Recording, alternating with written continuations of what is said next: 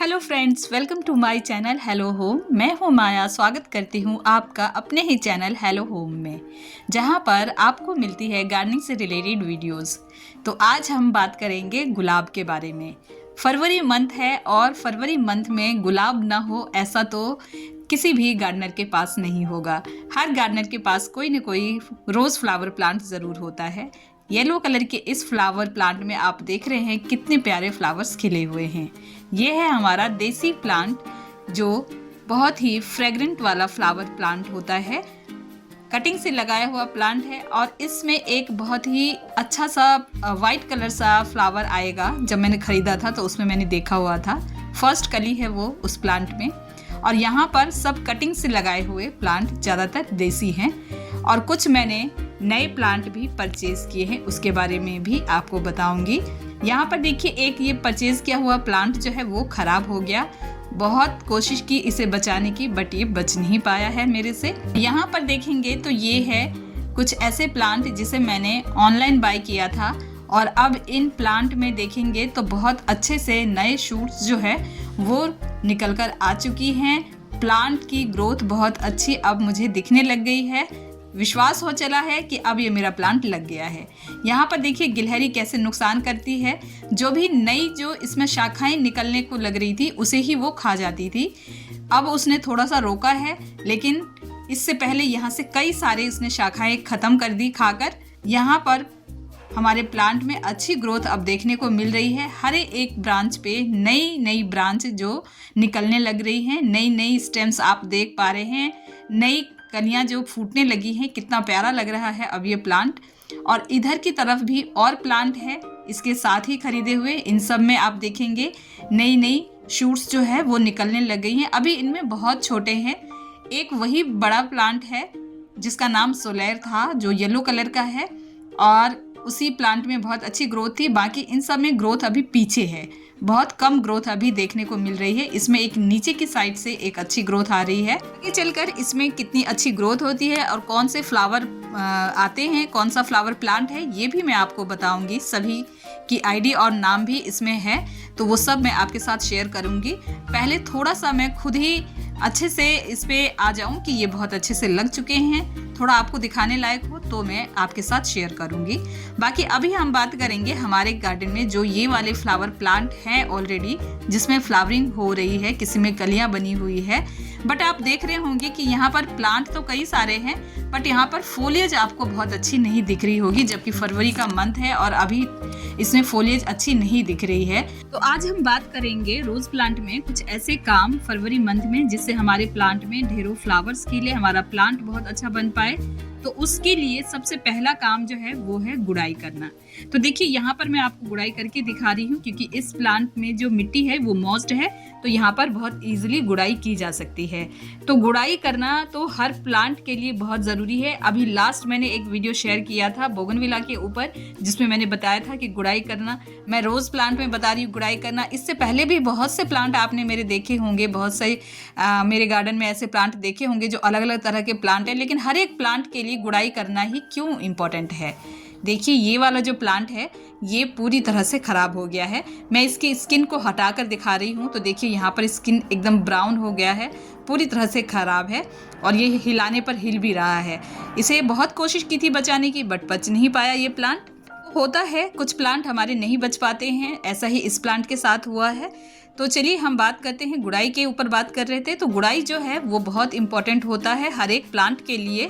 तो प्लांट में जब हम गुड़ाई करते हैं, प्लांट का एरिएशन सिस्टम जो है वो बहुत बेहतर बनता है। प्लांट की जड़ों को अच्छे से ऑक्सीजन मिल पाता है, जिसकी वजह से प्लांट अच्छे से डेवलप कर पाता है। तो चलिए इस प्लांट को तो हम हटा देते हैं गार्डन से, इसे हम टाटा बाय बाय बोलते हैं, ख़राब हो गया वो प्लांट। इसके अलावा जो प्लांट है उसे हमें कैसे केयर करना है, तो सबसे पहला हमने जाना गुड़ाई करना। गुड़ाई मोस्ट इम्पॉर्टेंट टिप्स है हमारे प्लांट के लिए। हर 15 दिन में एक बार आप अपने प्लांट की गुड़ाई करें। जैसे ही आपके प्लांट की मिट्टी सख्त हो जाती है, आपको गुड़ाई करना है। तो इस तरह से पहला पॉइंट हमने जान लिया।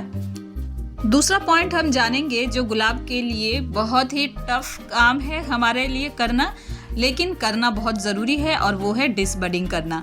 डिसबडिंग क्या होता है वो भी मैं आपको बताऊंगी। डिसबडिंग होता है फ्लावर प्लांट में से खिले हुए फ्लावर्स या कलियों को कट करना। तो देखिए इस तरह से हमारे प्लांट में आप देख रहे हैं कई सारी कलियां बनी हुई है और कई फ्लावर्स भी खिले हुए हैं, लेकिन जितना होना चाहिए उतना नहीं है। तो वो ग्रोथ लेने के लिए हमें हमारे प्लांट में कुछ इस तरह के कठोर काम करने होंगे जिसे डिसबडिंग कहते हैं। तो डिसबडिंग करने के लिए हमें टूल्स की ज़रूरत होती है। तो सबसे पहले एक आपने कटर लेना है, कोई कैंची, सीजर, कुछ भी आप ले सकते हैं और उससे आपने प्लांट के फ्लावर्स को कट करना है।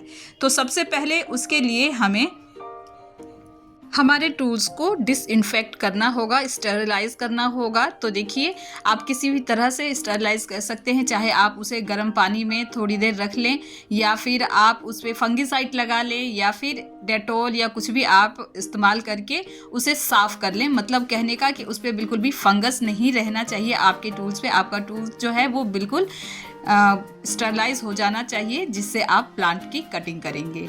हमारा प्लांट जो है बहुत मेहनत से बनाते हैं हम। अगर हमारी छोटी सी लापरवाही की वजह से हमारा प्लांट ख़राब हो जाए तो ये हमारी हार होगी। तो इसलिए हमें हमारे टूल्स को अच्छे से साफ़ कर लेना है। चलिए अब टूल्स तो साफ़ हो गया है, बट अब इस टूल से हमें करना क्या है। तो देखिए ये बहुत ही कठोर काम है, बहुत ही मुश्किल भरा काम है, और वो है डिसबडिंग करना। कैसे हम हमारे प्लांट में खिल रहे फ्लावर्स को कट करेंगे। ये एक गार्डनर के लिए बहुत ही टफ टाइम होता है। यहाँ पर जो आप ये फ्लावर देख रहे हैं ये कली बंद है और ये पूरे जनवरी से ऐसे ही है। साथ में देखिए ये छोटी सी कली जो खिल के ख़त्म हो गई है वो अभी खिली थी, हफ्ते दिन पहले कली बनी और खिल के ख़त्म हो गई। जो वो बड़ी वाली है वो पूरे ठंड ने उसे दबा दिया और वो फ्लावर खिल ही नहीं पाया, वो बंद कली ही रह गई है। तो इस वजह से देखिए ये इस तरह का दिख रहा है, और जितनी बड़ी ये कली है उसके हिसाब से आप अंदाज़ा लगा सकते हैं कितना बड़ा ये फ्लावर होता। तो इस तरीके से हमारे प्लांट में जितने भी फ्लावर्स इस वक्त खिल रहे हैं ना, उसे आपने कट कर देना है। अगर आप अपने प्लांट में एक अच्छा फोलियज देखना चाह रहे हैं, आपके प्लांट की ग्रोथ आप अच्छी देखने चाह रहे हैं, तो आपको ये काम करना ही होगा। अगर हम ये चीज़ नहीं करेंगे, हम फ्लावर्स को इस तरह से कट करके नहीं हटाएंगे, तो फिर क्या होगा कि प्लांट जो है वो सारी एनर्जी इन फ्लावर्स को खिलने में ही देता रहेगा और हमारा प्लांट जो है वो अच्छे से ग्रोथ नहीं कर पाएगा।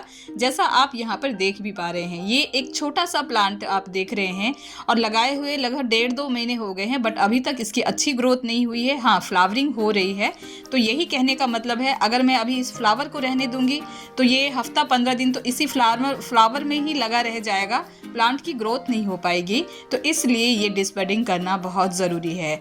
ये बहुत ही अच्छा टिप्स है हमारे गुलाब के प्लांट के लिए, ताकि हमारा प्लांट जो है वो अच्छी ग्रोथ कर पाए। तो धीरे धीरे करके एक एक करके मैंने सभी फ्लावर्स को जो है वो कट करना शुरू किया, और कट करते हुए बहुत ही बुरा लग रहा था। सभी कलियों को भी मैंने कट किया। इस येलो वाले फ्लावर को देखकर बिल्कुल भी कट करने का मन नहीं कर रहा था, बट बहुत ही मुश्किल से मैंने इसे कट किया। बहुत बुरा लग रहा था, बट चलो, अगर कोई इस तरह का टफ काम करके हमें रिजल्ट अच्छा मिल रहा है तो वो काम ज़रूर करना ही चाहिए। तो इस तरह से देखिए कितने सारे मैंने फ्लावर्स कट कर दिए, और इसी तरीके से फ्लावर प्लांट में जितनी भी कलियां हैं वो भी मैं कट कर दूंगी। तो मुश्किल भरा पड़ाव तो हमने पार कर लिया। अब बात आती है फर्टिलाइज़र की। प्लांट में हमें किस तरह से फर्टिलाइज़र देना चाहिए कि हमारा प्लांट जो है वो अच्छे से ग्रोथ कर पाए। तो यहाँ पर आप देख रहे हैं यह है ह्यूमिक एसिड।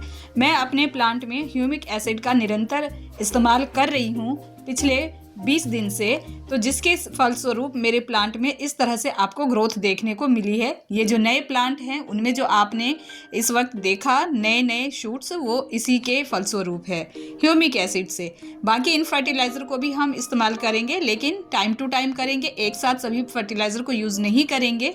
ये सब फर्टिलाइज़र हम धीरे धीरे यूज़ करेंगे। सभी के बारे में मैं कोशिश करूँगी आपको बताने की। तो चलिए, सबसे पहले जो अभी हम इस्तेमाल करेंगे वो मैं आपको बता रही हूँ। सबसे पहले मैं इस्तेमाल करूँगी ह्यूमिक एसिड का। ह्यूमिक एसिड हमें कितने पानी में कितना यूज़ करना है ये मैं आपके साथ शेयर कर रही हूँ। तो देखिए मेरे पास जो 8 से 10 प्लांट है इस वक्त, तो 8 से 10 प्लांट के हिसाब से मैं सिर्फ एक छोटी सी चुटकी भर में दे रही हूँ। 8 से 10 चुटकी मैं इस 8 से 10 लीटर पानी के अंदर मिला रही हूँ। तो तो इस तरीके से मैं करीब 10 लीटर पानी ले लिया है मैंने और लगभग 10 चुटकी मैंने इसमें ह्यूमिक एसिड डाला है और इसे ही मिक्स करके मैं अपने सभी प्लांट में दूंगी। तो ये देखिए इस तरह से मैंने दे दिया है चुटकी भर से 10 चुटकी और अब मैं इसे अच्छे से इसमें मिक्स करूंगी। इसको अच्छे से मिक्स करना बहुत ज़रूरी होता है, नहीं तो इसके पार्टिकल्स जो है वो पानी की सतह पर ऐसे ही रह जाते हैं। तो आपने अच्छे से मिला लेना है और उसके बाद प्लांट को देना है। सभी प्लांट में मैंने इस फर्टिलाइज़र वाले पानी को दे दिया है, लेकिन इस पानी को देने का जो वीडियो था वो किसी वजह से मैं आपके साथ शेयर नहीं कर पा रही हूँ, क्योंकि फ़ोन में कुछ ऐसी दिक्कत हुई कि वीडियो तो शूट हो रहा था लेकिन जब उसे कट करके देखा तो वो उसके बाद उसमें डाउनलोड ही नहीं हुआ था, मेरे फ़ोन में बना ही नहीं था वीडियो और मुझे लगा कि वीडियो बन गया है, जिस वजह से मैं वो वीडियो आपके साथ शेयर नहीं कर पा रही हूँ, उसके लिए सॉरी।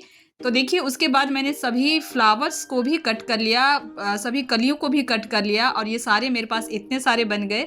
तो इस तरीके से देखिए ये सारा मैंने इतना सारा काट के हटाया है। काफ़ी दर्दनाक काम था बट काम हो गया है और अब हमारे प्लांट में अच्छे रिजल्ट्स आएंगे, इसके लिए इतना दर्द भरा काम किया गया है। तो इस तरह से अगर आप अपने गुलाब प्लांट पे इस वक्त काम करेंगे तो रिज़ल्ट अच्छे मिलेंगे। इसके बाद मैं इस पे NPK 19-90-90 और एप्सम सॉल्ट इनका भी छिड़काव करूंगी। जैसे आज मैंने ह्यूमिक एसिड दिया है प्लांट को, तो इनका जो छिड़काव है वो मैं कल शाम के वक्त में इनके प्लांट के ऊपर छिड़काव करूंगी और इस तरह से हम प्लांट की केयर करेंगे। इसके बाद इसके कुछ और फर्टिलाइज़र्स होंगे वो मैं बाद में आपको बताऊंगी, क्योंकि रोज़ प्लांट एक हैवी फीडर प्लांट है तो ये काम हमें करना ज़रूरी होता है, तभी आप रोज़ प्लांट में अच्छी फ्लावरिंग ले सकते हैं। इसके अलावा बात कर लेते हैं कि इसे वाटरिंग कैसे करना है। तो वाटरिंग हमें जब इसकी ऊपर की सतह सूखी दिखेगी तभी हमें वाटरिंग करना है। इसके बाद बात करते हैं कि हम इसे किस तरह के सनलाइट में रखें। तो अभी फरवरी मार्च आप इसे फुल सनलाइट में ही रखें, उसके बाद जब धूप तेज होने लगेगी तब आप इसे सेमी शेड वाली जगह पर रखेंगे। अगर इस तरीके से आप अपने गुलाब के प्लांट की केयर करेंगे तो निश्चित रूप से आपके गुलाब के प्लांट में बहुत ढेर सारी फ्लावरिंग होगी।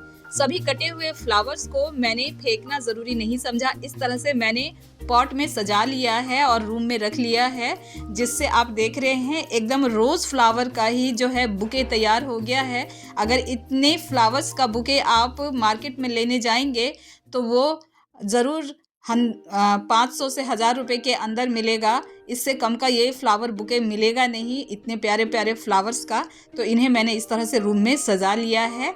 तो ये थे फरवरी मंथ में गुलाब पर किए जाने वाले 5 ऐसे ज़रूरी काम जिससे आपके गुलाब के प्लांट में 100% बहुत ही बेहतरीन रिजल्ट मिलेंगे। जिसमें सबसे पहला था गुड़ाई, दूसरा था प्रूनिंग या डिसबडिंग, तीसरा वाटरिंग, चौथा फर्टिलाइजेशन और पांचवा सनलाइट। तो इन पांचों बातों का ध्यान रख के, पांचों कामों को करके आपके गुलाब के प्लांट में भी 100% बहुत ही बेहतर रिजल्ट्स मिलेंगे। मेरे प्लांट में जो भी रिजल्ट्स मिलेंगे वो भी मैं आपके साथ आगे चलकर शेयर करूंगी। आप भी इस काम को ज़रूर से ज़रूर कर लें। अभी फरवरी मंथ बहुत ही बेस्ट है इस काम के लिए। आई होप ये गुलाब के लिए जो भी केयर टिप्स का वीडियो मैंने आपके साथ शेयर किया है वो आपको पसंद आया होगा। वीडियो पसंद आया है तो वीडियो को लाइक करें, शेयर करें, साथ ही मेरे चैनल को सब्सक्राइब कर लें विद बेल नोटिफिकेशन, ताकि सभी वीडियो आप तक सही समय पर पहुंच सके।